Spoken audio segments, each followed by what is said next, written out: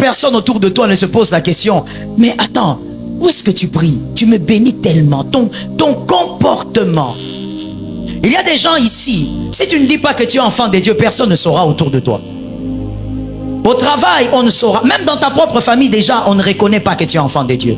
Tu sais, n'est-ce pas? Tu sais que je m'adresse à toi. Dans ta propre famille, tes propres frères biologiques, comme on dit, même père, même mère, ne croyez pas que toi, tu peux être enfant de Dieu. Comme quelqu'un avait dit, sans polémique, mais chez toi aussi, on dit la même chose. Il y a l'un de tes frères qui dit, si lui, il entre au ciel, moi aussi j'entre. Ton propre frère biologique dit ça.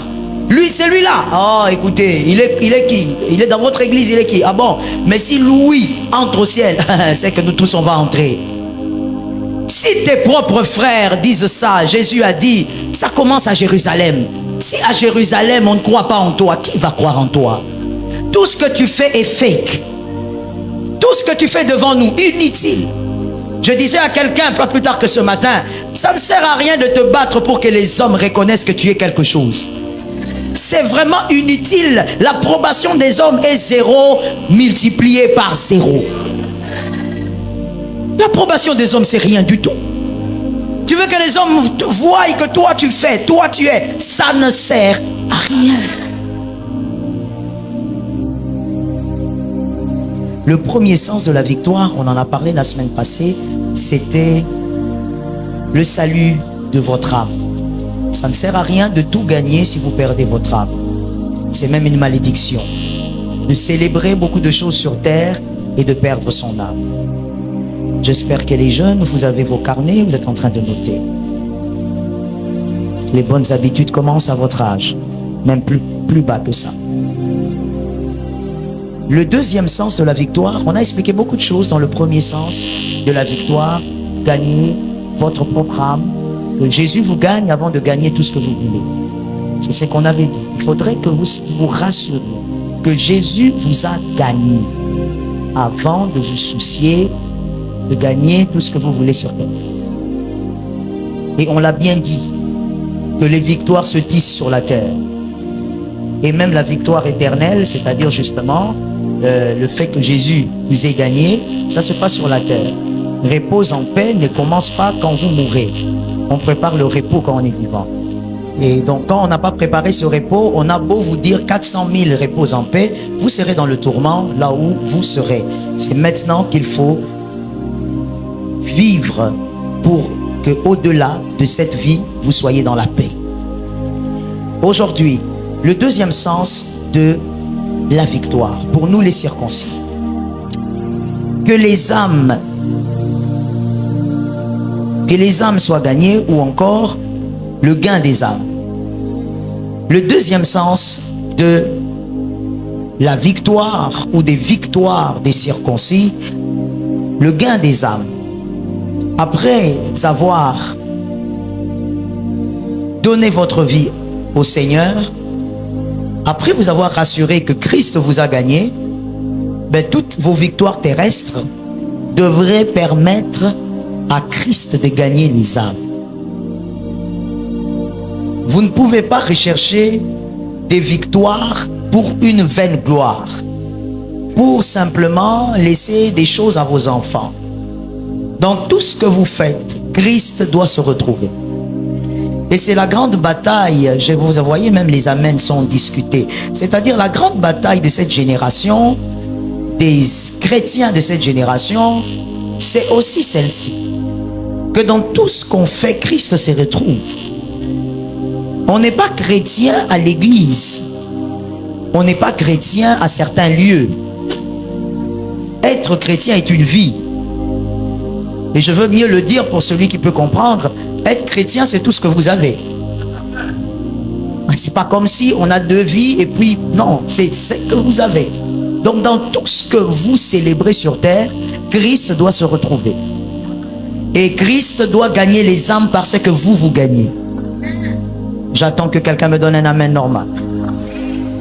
Galates 2:20. Galates 2:20. Galates 2:20.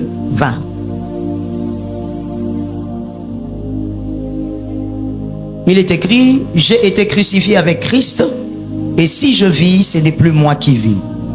Si vous êtes converti, alors mettez votre prénom là-bas parce qu'il s'agit de vous. C'est Christ qui vit en moi. Si je vis maintenant dans la chair, je vis dans la foi au Fils de Dieu, qui m'a aimé et qui s'est livré lui-même pour moi. Si vous êtes circoncis, ce n'est plus vous qui vivez. C'est pourquoi c'est totalement insensé de dire « Oh, tu ne me connais pas bien, moi je suis la fille de Juliette, moi je suis la fille de Jean-Luc, je ne sais pas qui. » Et là tu cites les noms de tes parents. Comme pour nous rappeler que toi, tu sors d'une famille où on ne blague pas avec vous. Si tu es païen, comporte-toi comme ça. Mais si tu es enfant de Dieu, répands-toi ce matin. Ce n'est pas toi qui vis, c'est Christ qui vit en toi. C'est Christ qu'on doit voir. Voilà pourquoi je disais, tu n'as pas de vie. Quand tu entres ici, tu ne dois pas mettre un masque. C'est Christ qui vit en toi. Nous devons voir le Christ à tout moment. Même quand tu manges, quand à n'importe quel moment, on voit le Christ. Parce que ce n'est plus toi qui vis. C'est comme ça que devrait être la vie des circoncis. Que Jésus nous aide. Si Christ vit en toi, dans tout ce que tu fais, nous devons voir le Christ. Si Christ vit en toi, et j'espère vraiment que ces amens sont des amens de conscience, et qu'on ne dit pas des amens qui partent avec le vent parce que nous sommes à l'église. Nous sommes là pour vivre la transformation. On doit voir le Christ dans ce que tu fais. Et voilà pourquoi je veux rappeler une chose que j'ai l'habitude de dire. Si tu ne me l'as jamais entendu le dire, je te le dis. Les circoncis, les véritables qui sont attachés à cette écriture, ne s'habillent pas bien à cause des hommes. Ils ne s'habillent pas convenablement. Voilà ce que je devrais dire peut-être. Ils ne s'habillent pas convenablement à cause des humains. Ils s'habillent convenablement parce que c'est Christ qui vit. On te voit en tant qu'homme quand on te regarde, qu'on trouve le Christ en toi. Si Christ était à notre époque, il se serait habillé comme tu t'es habillé. Voilà le sens. Même dans votre habillement, quand vous êtes femme, que quand on vous regarde, qu'on se le dise, si Christ était une femme, il pourrait s'habiller comme ça. Donc tout ce que nous faisons, c'est pas pour les hommes d'abord. C'est pas d'abord pour les êtres humains. Même si c'est important de ne pas choquer son frère selon les Écritures. Mais si d'ailleurs je ne te choque pas, et si l'autre ne devrait pas te choquer selon la parole de Dieu, c'est parce que Christ vit en toi. Christ vit en toi, voilà pourquoi tu ne devrais pas être une pierre d'achoppement pour ton frère. Ce n'est pas pour faire bonne figure. Soyons délivrés de l'hypocrisie. Voilà pourquoi un enfant de Dieu n'a pas une tenue qu'il porte à l'église et quand il va dans la fête, il devient comme un petit sorcier. Il a une tenue qu'on ne peut même pas mettre dans une boîte de nuit.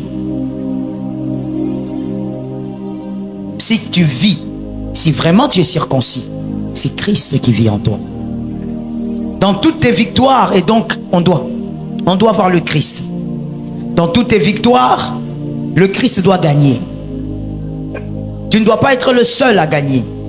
Le Christ doit gagner. D'ailleurs, c'est d'abord lui qui doit gagner.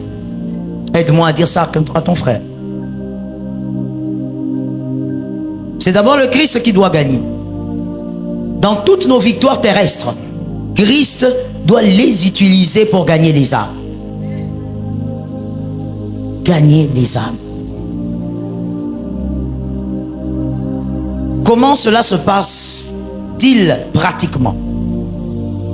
Premièrement, de manière très pratique, Christ gagne les âmes par vos victoires au travers de votre vie. Votre vie. Ce qui vous passionne fait la publicité de tout ce que vous avez. Ce qui vous passionne fait la publicité de tout ce que vous avez. Par votre vie, si Christ vous passionne, tout ce que vous aurez, les gens penseront d'abord au Christ. Puisque c'est votre passion, c'est logique. Tout ce qui vous passionne fait la publicité de tout ce que vous avez. On dira, oh d'accord, si par exemple ce sont les études qui vous passionnent, on dira, ah non, non, non, c'est normal, parce que c'était un bosseur, il aimait beaucoup les études, voilà pourquoi il en est arrivé là. Sans que vous ne dites quoi que ce soit, ce qui vous passionne fait la publicité de tout ce que vous avez. Quand le Christ est votre passion, évidemment, les gens doivent savoir que c'est lui votre passion. Et donc, quand les gens constatent que le Christ est votre passion, tout ce que vous aurez, ils attacheront au Christ. Ils feront le lien au Christ. Ils diront, non, non, lui, il aime tellement le Seigneur, à lui avec son église, à lui avec sa prière, oh, lui avec son jeûne, c'est normal. Ils vont tout attacher au Christ. Parce que vous avez montré au monde que votre passion, c'est le Christ. Mon frère, se marier, c'est bien. C'est très bien de vivre avec quelqu'un qu'on aime, si Dieu te gracie. Parce que tous les mariés ne vivent pas forcément avec les personnes qu'ils aiment. Si Dieu te gracie, tu te maries, tu vis avec la personne que tu aimes, c'est bien. Mais tu vois ça, ça s'arrêtera. Il y a des hommes qui ont épousé de très belles femmes, aujourd'hui elles ne sont plus là. Des femmes de valeur, aujourd'hui elles ne sont plus là. Il y a des hommes qui ont épousé des femmes extraordinaires, elles ne sont plus là. Et vice versa. Ça va passer. Et peut-être même avant l'enlèvement, Dieu te prendra ton mari ou ta femme. Les enfants, c'est bien. Mais tout ça aussi passe. Un jour, tu vas te retrouver sans tes enfants, ils sont tous partis. Peu importe l'amour qu'ils ont pour toi, ils te diront, maman, papa, on doit partir. Et toi aussi, tu considères que c'est ce qui est convenable. À un certain âge, les enfants doivent te quitter. Tu vas acheter de belles voitures. Ça se détruit tout ça.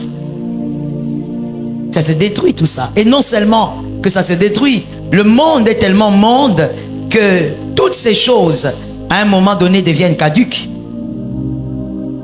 La belle Mercedes dans le temps, ce n'est plus la Mercedes d'aujourd'hui.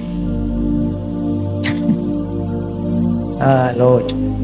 La belle Mercedes que nos pères aimaient, quand ils étaient dedans, ils se sentaient tellement bien. Aujourd'hui, c'est pour les musées. C'est ça le monde. Le monde est monde. Tout ce qui passionne aujourd'hui, dans 30 ans, ça n'aura plus de sens. Si l'Éternel ne revient pas. C'est ça la vérité. Tu es en train de courir derrière des choses, mais tu dois savoir que tout ça passe. Tu ne peux pas t'appuyer sur ces choses parce que toutes ces choses aussi déçoivent. Ça passe et ça déçoit. Si tu peux le noter comme ça, c'est bien. Ça passe et ça déçoit. Avant même que ça ne passe, ça te décevra. Parce que c'est faillible. Ta vie, la manière dont tu vis, le fruit que tu présentes, permettra que les âmes soient gagnées sans que tu ne parles. Tu es à l'université, tu es au travail, dans tout ce que tu fais, les âmes, les personnes te regardent, les gens disent, cette fille, elle est extraordinaire. Comment elle est comme ça? C'est la fille de qui? Pourquoi auprès de toi, il n'y a personne qui s'exclame comme ça? Autour de toi, pourquoi il n'y a personne qui s'exclame comme ça? Pourquoi vis-tu simplement comme si tout s'arrêtait ici? Tout ne s'arrête pas ici. J'attends que quelqu'un me donne un amen. Oui, oui. À un moment donné, il faut que l'Église apprenne à dire amen aux choses véritables. Quand on parle des âmes et de Jésus, ça, ce sont des choses véritables. Pourquoi personne autour de toi ne se pose la question, mais attends, où est-ce que tu pries? Tu me bénis tellement, ton comportement. Il y a des gens ici, si tu ne dis pas que tu es enfant de Dieu, personne ne saura autour de toi. Au travail, on ne saura, même dans ta propre famille déjà, on ne reconnaît pas que tu es enfant de Dieu. Tu sais, n'est-ce pas? Tu sais que je m'adresse à toi. Dans ta propre famille, tes propres frères biologiques, comme on dit, même père, même mère, ne croyez pas que toi, tu peux être enfant de Dieu. Comme quelqu'un avait dit, sans polémique, mais chez toi aussi, on dit la même chose. Il y a l'un de tes frères qui dit, si lui, il entre au ciel, moi aussi j'entre. Ton propre frère biologique dit ça. Lui, c'est lui-là. Oh, écoutez, il est qui? Il est dans votre église, il est qui? Ah bon? Mais si Louis entre au ciel, c'est que nous tous, on va entrer. Si tes propres frères disent ça, Jésus a dit, ça commence à Jérusalem. Si à Jérusalem, on ne croit pas en toi, qui va croire en toi? Tout ce que tu fais est fake. que tu fais devant nous, inutile. Je disais à quelqu'un, pas plus tard que ce matin, ça ne sert à rien de te battre pour que les hommes reconnaissent que tu es quelque chose. C'est vraiment inutile. L'approbation des hommes est 0 multiplié par 0. L'approbation des hommes, c'est rien du tout. Tu veux que les hommes voient que toi tu fais, toi tu es, ça ne sert à rien. Par ta vie, les âmes seront gagnées. Regarde l'âge que tu as. Combien d'âmes as-tu déjà gagné à Jésus? J'étais en train de dire quelque part, j'étais en train de prêcher quelque part, je disais, aujourd'hui on a plus les aquariophiles, voilà, les aquariophiles spirituels que les gagneurs d'âmes. Aujourd'hui, on a plus des aquariophiles spirituels que des gagneurs d'âmes. C'est-à-dire, tu penses que si tu invites quelqu'un dans ton église, qui est dans son église, qui est même affermi, qui est même ouvrier, tu crois que tu as gagné une âme. Tu n'as rien fait. Tu es un aquariophile spirituel. Tu pratiques l'aquariophilie spirituelle. C'est pas ça gagner les âmes. Gagner les âmes n'est pas le fait de jouer un rôle de transfert. Tu es là, tu dis à un frère, viens un peu dans notre église aujourd'hui. Il a son église. Si dans son église, il est béni, gloire à Dieu. Si c'est une bonne église, c'est l'essentiel. C'est pas ça gagner les âmes. Gagner une âme, c'est prendre un païen qui ne croit pas en Jésus et l'amener aux eaux des baptêmes. J'attends un amen normal. Oh, nous sommes dans un siècle pervers. Tu attends que je te dise que ta vie va s'améliorer. Mon frère, la vie sans Jésus, ça ne sert à rien. Donne-moi un amen normal. Arrête l'aquariophilie spirituelle. Toi, tu crois que quand tu amènes 5 frères qui ont déjà leur église, tu l'amènes à l'église, tu dis j'ai gagné des âmes. Tu n'as pas gagné les âmes. Regarde l'âge que tu as. Maintenant, pose-toi la question. Combien d'âmes as-tu déjà amené à Jésus? Quelqu'un qui était une personne païenne. Tu as parlé de Jésus. Elle a cru. Tu as amené dans les eaux de baptême. Et aujourd'hui, elle est affermie. Combien? Tu ne fais que souffler les bougies sur ton gâteau. Tu comptes les années que tu as, mais les années que tu as sans âme gagnée. Ce qui compte pour Dieu ne compte pas pour toi. Toi, tu attends une promotion. Et comme si on te donnait cette promotion, tu vas tenir là-bas. Peut-être même que Dieu ne te donne pas parce que tu vas mourir là-bas. Tu n'as pas assez de pouvoir pour affronter ceux qui sont déjà là-bas. Ne sais-tu pas que le sommet que tu réclames a déjà des propriétaires? Tout sommet que l'on réclame a des habitants. Il y a des hommes qui n'ont pas ton Dieu, qui sont là-bas avant toi. Quand tu réclames ce sommet, tu dois être sûr que tu tiendras de l'autre côté. Aujourd'hui, on a un problème dans la vie des circoncis. Le caractère ne change plus personne. Ton caractère ne change personne autour de toi. Tu as un langage de l'église, tu as un langage de la maison et tu as un langage des amis. À toi-même, tu as 3 langages. On appelle ça confusion. La confusion, c'est le dragon.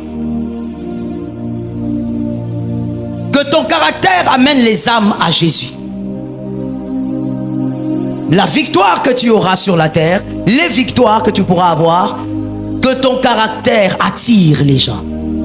Au-delà de cette promotion que les gens vont acclamer, que les gens disent, mais celui-là, il est comment? Comment il est comme ça? Au-delà de tes célébrations que les gens disent, mais il a des valeurs qui m'attirent, cet homme. Cette femme a des valeurs qui attirent. Non, ta vie repousse les gens. Les gens ne veulent pas aller à l'église. Ils ne veulent pas chercher le Christ à cause de ton caractère.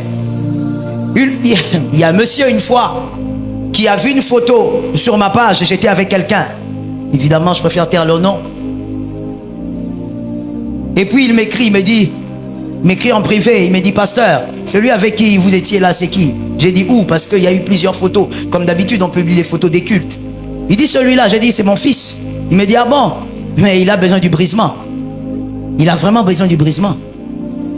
J'ai dit, mais c'est pour ça que le Seigneur nous a appelés. Jésus va nous briser. En réalité, j'ai juste pris sa part. Mais il avait dit quelque chose. Il avait dit quelque chose. Le siècle présent, tu ne peux pas être enfant des dieux et les gens doutent de ta chrétienté à cause de ton caractère. Non. Non. Les gens se posent des questions. Est-ce que lui aussi prie à cause de ton comportement? Tu as un comportement où les gens se posent la question, mais à quel moment On peut être chrétien comme ça. Mais voici là où certains circoncis se cachent. Ne jugez point. Pourquoi tu prends un verset, tu le sors du contexte? Est-ce que tu peux laisser... Si tu ne peux pas laisser le verset dans le contexte, alors écoute seulement les prédications. Qui t'a dit que ne jugez point, ça a quelque chose à voir avec ce qu'on dit? Que ton caractère, c'est ne jugez point. Ton caractère, il faut qu'on le juge. Il est écrit, vous les reconnaîtrez par leurs fruits. Donc ton fruit, je dois en parler. Si je n'en parle pas, ça n'a pas de sens. Ton fruit, c'est ton fruit qui permettra aux hommes de dire, il y a une différence. Voici l'écriture que beaucoup de chrétiens, des fois non affermis, aiment. Maintenant, vous verrez la différence entre ceux qui servent et ceux qui ne servent pas. Avant d'arriver là, on doit voir la différence entre ceux qui sont transformés par le Saint-Esprit et ceux qui ne sont pas transformés. Et là, on ne parle pas des païens. Je suis en train de parler des chrétiens. Le lot des chrétiens. Au milieu de ce lot, on doit voir la différence entre ceux qui sont transformés et ceux qui ne le sont pas. Combien d'âmes as-tu gagné à cause de ton comportement? Quelqu'un va dire, je ne sais pas. Mais voici, je vais te donner un élément qui peut t'aider. Parce que ça ne rate pas. Voilà pourquoi Jésus a dit, vous les reconnaîtrez par leurs fruits. Et Jésus a dit, ce n'est pas vous qui m'avez choisi, c'est moi qui vous ai choisi. Et dans ce texte, il parle encore de fruits. Pourquoi? Parce que le fruit est quelque chose qui ne trompe pas. Le manguier ne peut pas porter des mandarines. Non, non, non. À ce niveau, il ne peut pas mentir quelqu'un. Le manguier ne portera que des mangues. À ce niveau-là, impossible de tromper. Les fruits, le caractère. Combien de personnes t'ont déjà approché pour te dire que ton caractère bénit? Combien? Je veux te choquer en te disant, on n'a pas besoin que les gens te disent que ta manière de parler bénit. On n'en a pas besoin. Ce monde a connu des parleurs. Ce monde, je répète, a connu des parleurs, des excellents orateurs. Tu ne vas pas faire quelque chose qui n'a jamais été. On a besoin qu'on te dise, ton caractère m'attire. Moi-même, je dis un amen à cet amen-là. C'est de ça qu'on a besoin. Que tu gagnes les âmes à cause de ton comportement. Autrefois, oh, ce monde est passé, parce que qu'on a dit tout passe. Autrefois, les familles venaient voir une autre famille pour dire, nous voulons que notre fils épouse votre fille. Son caractère nous attire. Ces choses sont décédées.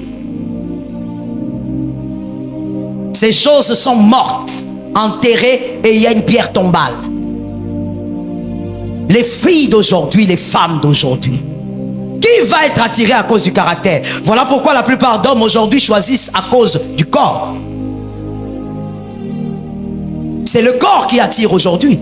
La plupart des hommes, quand on les reçoit dans le bureau pour dire tu vas l'épouser, pourquoi? Il prend d'abord 3 minutes avant de donner la réponse. Une femme avec qui tu feras toute une vie. Mais c'est-à-dire que même lui-même ne sait pas pourquoi il a choisi cette fille. Il n'a pas d'argument. Et puis après vous allez écouter, bon, elle prie. Localise-moi un voisin, dis-lui, je crois qu'on parle de toi.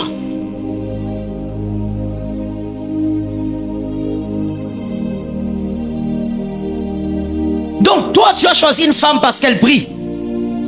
C'est pour ça que tu as choisi la femme, parce qu'elle prie. Mais qu'est-ce qui te fait croire que ce que tu vois c'est ce qu'il y a? Non, le seul vrai problème c'est que les hommes d'aujourd'hui, moi je veux parler en leur nom ce matin. Les hommes d'aujourd'hui, ils choisissent plus pour le caractère, parce qu'il y a plus, il y a presque rien. Il y a rien. Une belle femme mais très impolie.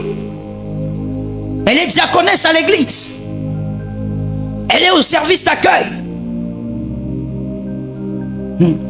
Jésus nous délivre du mal. Je dois parler, je ne sais même pas si je dois parler. C'est incroyable. Il y a une dame une fois qui est venue. Elle est allée, je sais qu'elle, c'était ma fille. Quand elle va suivre, elle va se reconnaître. On avait un programme de retraite à la centrale avec les femmes.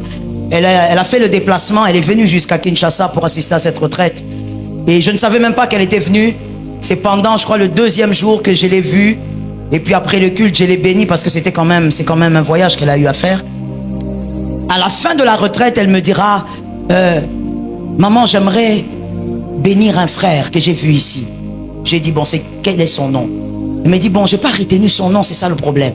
J'ai dit, mais comment on fait alors? Comment moi je ferais? Moi j'ai beaucoup de fils ici, surtout à la centrale là-bas, je fais comment? Elle me dit, non, mais quand je suis arrivé, c'était le soir. Il était peut-être 21h, c'est lui que j'ai trouvé. Un monsieur un peu petit de taille, celui qui m'a reçu. J'ai dit, oh, monsieur Athanase. Il me dit, oui, j'ai dit, oui, c'est l'intendant de l'église. Et donc, il me dit, pasteur, tu connais ma vie, tu connais un peu mon histoire, je t'ai raconté. J'ai fait des églises, je me suis baladé. J'ai beaucoup vécu dans les pays anglophones, donc j'ai aussi côtoyé certains pasteurs dans les pays anglophones. Mais ce qui m'a marqué avec ce monsieur, c'est qu'il est là, il s'occupe de l'église. C'est son humilité et son cœur. Parce que la plupart des gens qui sont autour des pasteurs sont mauvais. Sont impolis. Ça, c'est elle qui me dit. La plupart des gens qui se trouvent autour des hommes de Dieu, il dit, maman, tu n'as même pas remarqué, même quand j'étais connu, j'évitais de te dire, donne-moi le numéro de tel, parce que je ne voulais pas être blessé. Comme je me focalise sur la bénédiction que tu es pour moi, je ne voulais pas que tu me donnes le numéro de l'un des gens qui travaillent avec toi et que je sois blessé comme j'ai été blessé partout. Ils pensent que ce sont des petits dieux. Et je crois qu'elle n'a pas tort. La plupart des gens qui sont autour des hommes de Dieu sont aigris. Ils ont des caractères qui ne changent pas. Donne-moi un amen normal. Si Dieu permet qu'un jour tu travailles avec un homme de Dieu, accepte le brisement. Moi-même, cet amen-là, je ne l'ai pas accepté, j'attends un amen. Ça veut dire que ces gens-là donnent même des réponses que l'homme de Dieu ne peut pas donner. On te pose seulement la question, le pasteur Joël va recevoir. J'ai déjà dit. Et les gens maintenant, le problème tombe sur qui? Sur le pasteur. C'est l'image du pasteur. Et tu vois seulement tout d'un coup une personne, une fidèle qui était là, qui était à l'église, elle ne vient plus. Tu remarques qu'elle ne vient plus, tu ne comprends pas. Et des fois, on est tellement busy, il y a beaucoup de gens qu'on suit, tu n'as des fois pas la présence d'esprit d'appeler. Et quand ça te vient, tu appelles des fois même tard parce que tu es tellement occupé. Et la personne qui te dit, oh non, je suis là. Mais tu sens que la personne a été lésée. Le problème, c'est quoi? Les Géasi. Tu es à côté d'un homme de Dieu, tu seras si Jésus le veut, parce que c'est une grâce. Oui, j'aimerais appuyer dessus, c'est une grâce. Si tu ne sais pas voir la grâce, elle va passer. La femme qui perdait le sang, elle n'a pas arrêté Jésus. Elle a tenu pendant qu'il marchait. Parce que la grâce ne s'arrête jamais. La grâce, elle passe. À toi de la saisir ou elle va aller ailleurs. La grâce est une femme comme une femme capricieuse. Elle ne va pas s'arrêter. Si toi, tu ne sais pas la saisir, elle va bénir quelqu'un d'autre. Le problème, c'est quoi? Le caractère. Les gens qui sont autour, laisse-moi dire autour de nous pour ne pas parler de quelqu'un d'autre. Les gens qui sont autour de nous, le but, c'est que vous soyez bénis en nous servant, mais que vous attirez les âmes par votre caractère. Cette dame-là, bon, je ne vais pas dire ça parce que sinon elle ne sera pas contente, c'est qu'elle avait décidé de faire pour ce monsieur-là. Elle était tellement touchée par son cœur. Elle a dit, maman, même quand je dormais la nuit, on était à deux dans l'église, et il venait me poser la question, ça va, vous avez besoin de quelque chose? Comment toi, tu peux être en train de servir Dieu au travers un homme, mais ton comportement n'attire pas les âmes? J'étais en train de suivre un documentaire qui m'a beaucoup enseigné. Je le suivais avec mes enfants. Et on commentait tous. Il s'agissait d'une secte. Des gens évidemment qui étaient très loin de la foi chrétienne, vraiment des choses très bizarres. Mais la manière dont ils recevaient les gens qui venaient, quand ils invitaient les gens, La manière dont il recevait les gens ne partaient pas parce qu'ils étaient éblouis. La manière de parler, la manière de saluer, la manière de s'occuper des gens, les gens étaient éblouis. Les gens sont restés dans le mal à cause du comportement. Je reprends ça. Les gens qui venaient sont restés dans le mal parce que c'était quelque chose vraiment de très faux. Mais ils sont restés, pas parce que l'enseignement était pertinent. La dame là n'enseignait rien de pertinent. Elle vit quelque part en Angleterre. C'est une Anglaise. Elle a une secte très bizarre. Elle n'enseigne rien de pertinent. Les gens sont restés à cause du comportement des gens qui étaient là. L'un d'entre eux a même dit, quand je suis arrivé pour la première fois, j'ai regardé la joie qu'ils avaient. Je me suis dit, où est-ce qu'ils trouvent cette joie? Moi, j'ai trop de stress avec le travail. J'ai failli me suicider 3 fois. Alors, je voulais comprendre où est-ce que ces gens trouvent leur joie. Tu vois, quelque chose que le diable a, que ses adeptes ont, mais que toi, celui qui a la véritable vie, tu n'as pas. Ton comportement repousse les gens. Ta vie doit permettre qu'en 2025, les âmes soient gagnées. Oui, 2025, c'est pas seulement t'achètes des maisons, des voitures et toutes ces choses-là. Que les âmes soient gagnées en 2025 par ton comportement. Mais maintenant, ton comportement, si ça ne peut pas bénir ton mari ou ta femme, comment ça va nous bénir?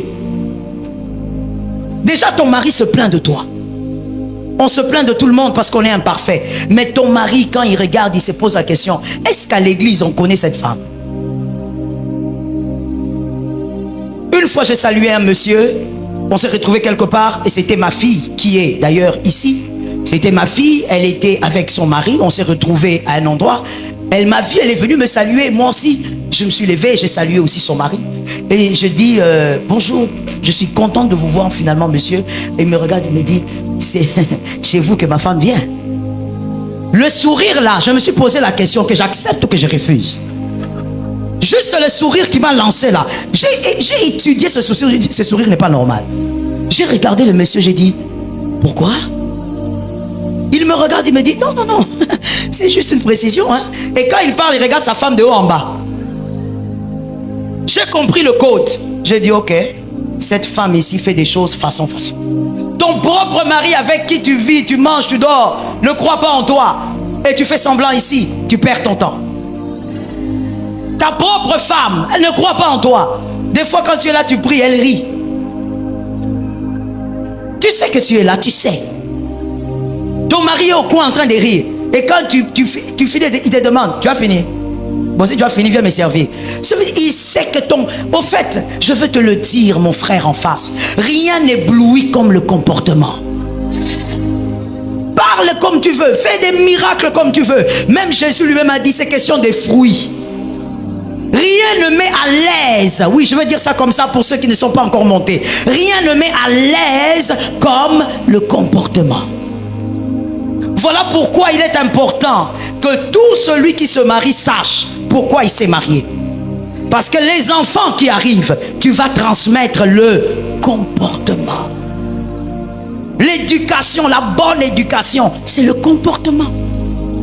Tu vas transmettre. Toi-même déjà, tu es légume. Qu'est-ce que tu vas communiquer aux enfants? Tout ce que tu veux. Maman, je veux me marier. Tu veux te marier pour quoi? Pour le corps. Le mariage ne termine pas cette affaire du corps. Hein? C'est pourquoi tu vois qu'il y a des adultères jusqu'à aujourd'hui.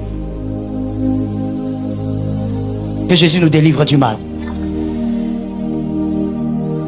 Ne gagne pas pour gagner. Gagner pour gagner est vanité.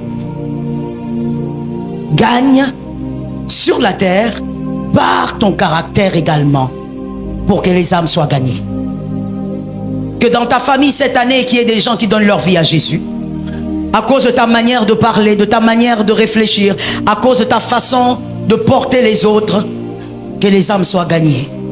Que je voie cette année, oh Seigneur, je soupire à ça. Que cette année en 2025 plutôt, que je voie quelqu'un, des gens entrer en disant, nous sommes la famille de tel, mais nous ne sommes pas venus par invitation. Nous sommes venus parce qu'il a tellement changé. Nous sommes venus parce qu'elle a tellement changé. Mon Dieu, ce genre de témoignages ont disparu dans les églises. Disparu. Les gens qui viennent parce que leur sœur, leur fille a changé. Ne vous revêtez pas de make-up seulement. Vivez le brisement que Jésus vous communique son caractère. Joli vêtement sans caractère, zéro.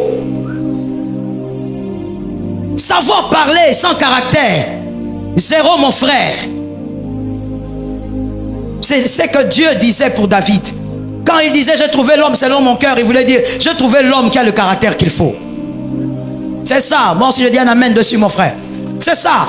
Dieu quand il dit ça, il dit seulement j'ai trouvé quelqu'un qui a le caractère que moi je cherche. Même Dieu est derrière les caractères. Tu veux que nous les hommes on ferme les yeux? Oh, comment ça va se passer? Oh non, laissez-moi, c'est ma vie. Tu n'as pas de vie. Si tu es enfant de Dieu, tu n'as pas de vie. Ta vie nous concerne. Et notre vie te concerne. Toi, tu es là comme ça, c'est l'irresponsabilité. Que quelqu'un me dise c'est l'irresponsabilité. Dans une famille responsable, on ne regarde pas son petit frère en train de faire des choses qui vont ruiner la famille. On dit c'est sa vie. Tu vas ruiner toute la famille. On va t'arrêter, on va te dire tu gères mal l'héritage ici, tu vas nous ruiner. Parce que dans ce que tu fais, nous sommes dedans. Je répète la phrase, dans ce que tu fais, nous sommes dedans. Pourquoi aujourd'hui les Quinois aiment dire ah vraiment les chrétiens? Ils mettent ça au pluriel, pourquoi? Est-ce que c'est tous les chrétiens qui ont fait cette bêtise? Mais lorsque un tombe, on met tout le monde dedans. Mon frère, tu dois t'arrêter au nom de Jésus. L'onction doit t'arrêter ce matin au nom de Jésus. L'Éternel va utiliser son ciseau, il doit entrer dans ton cœur là. Il y a des choses qui doivent couper au nom de Jésus. Tu me donnes un amen, tu sors de l'hypocrisie. Il y a des choses qu'il doit démolir dans ton cœur là. Il ne faut pas être là, tu es assis. 2025, année de victoire. Avec qui? Toi-même, tes propres parents, tu parles mal. Tes géniteurs, ta source terrestre. On t'entend parler, on a mal aux oreilles. Une fois, j'ai reçu un couple. La dame parlait, ils avaient des problèmes, en fait. Alors, la dame a parlé, elle a fini. Et puis, l'homme a s'est mis aussi à expliquer. L'homme était très calme. Très calme. Il expliquait. Pendant que l'homme expliquait, j'ai entendu seulement la dame a lancé une phrase. Moi-même, je suis resté sur la chaise. J'ai eu envie de disparaître. J'ai regardé si les plafonds pouvaient tomber. Ça veut dire que moi-même, cette phrase, j'ai senti ça. Et puis, en douce, calmement. Elle est imperturbable. C'est comme ça que la plupart des filles ici. Ça veut dire que c'est à l'intérieur d'elle. Elle a lancé la chose. Je suis resté. J'ai lancé directement mon regard chez l'homme pour voir comment il va prendre. Et l'homme qui dit, pasteur, comme je disais, je continue. Je dis, oh, l'homme est habitué au feu. L'homme est en enfer. C'est le feu de l'enfer, il est dedans. Ça veut dire qu'il est habitué aux mauvaises réponses. C'est que moi j'ai senti grave là. Lui il a trouvé ça normal. Ça fait partie des petites cartouches. Et ce qui est grave, c'est que j'ai regardé la femme. La femme elle est là, calme, elle regarde ici. Elle a pratiquement insulté cet homme. Elle insulte le caractère. Mais tu entends quelqu'un dire, moi je suis à l'église tous les jours. Quel caractère! Déjà les gens qui travaillent avec toi à l'église, tu les fais fouiller. Comment tu vas gagner les âmes? Les gens qui sont avec toi, qui sont censés te supporter, tu les fais fouiller. Maintenant, comment les païens vont venir? Que Jésus nous délivre du mal.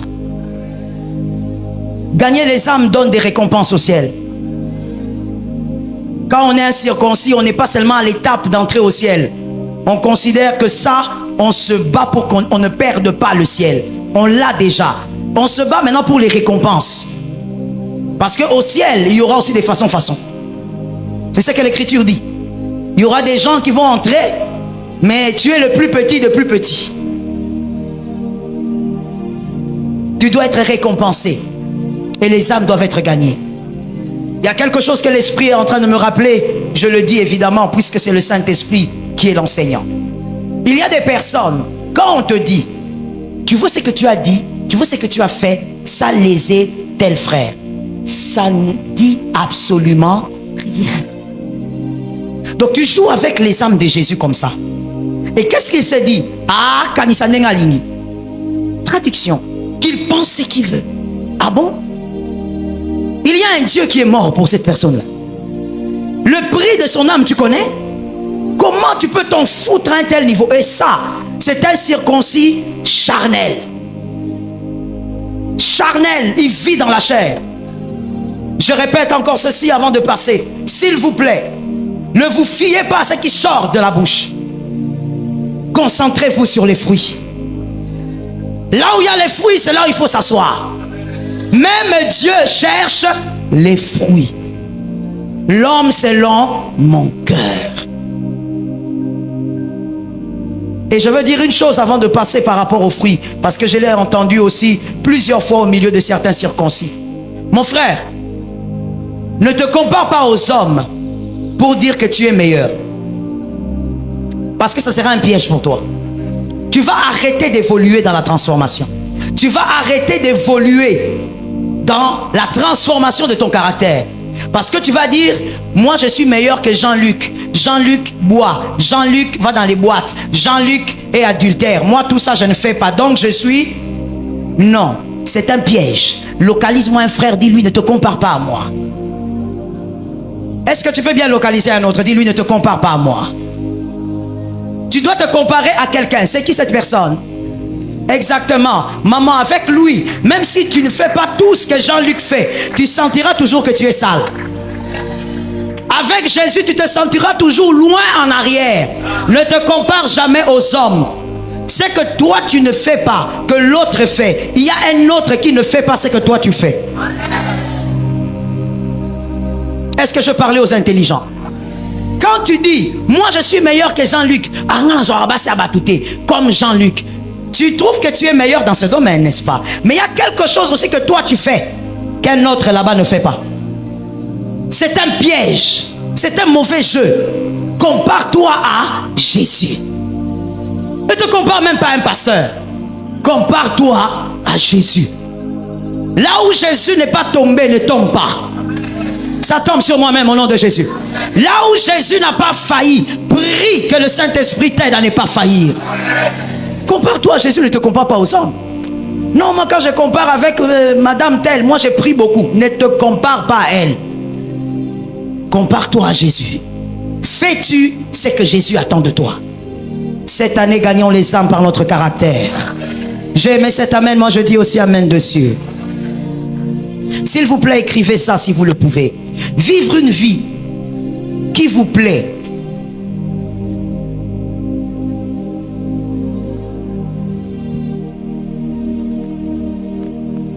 Vivre une vie qui vous plaît mais qui n'est pas la vôtre est une perte de temps. Un circoncis ne prend pas tout son temps à chercher à vivre une vie qui plaît. Parce que tu peux vivre une vie qui te plaît mais qui n'est pas la tienne. Voici ce qu'un circoncis cherche.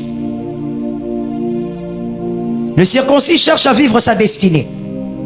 Et à l'intérieur de sa destinée, il trouve du plaisir. Le circoncis cherche à vivre sa destinée. Et à l'intérieur de sa destinée, il y trouve du plaisir. Un enfant de Dieu qui ne gagne pas les âmes, ça ne lui dit rien, c'est à revoir. Un enfant de Dieu doit se poser des questions. J'ai gagné combien? Combien sont venus à Jésus grâce à moi? Que Jésus nous délivre. La deuxième manière très pratique de gagner les âmes dans toutes vos victoires sur terre, la deuxième manière, que les hommes sachent que vous comptez sur Dieu. Je disais que les hommes sachent. Je ne dis pas compter seulement, je dis que les hommes sachent. Que votre famille sache que vous, c'est Dieu.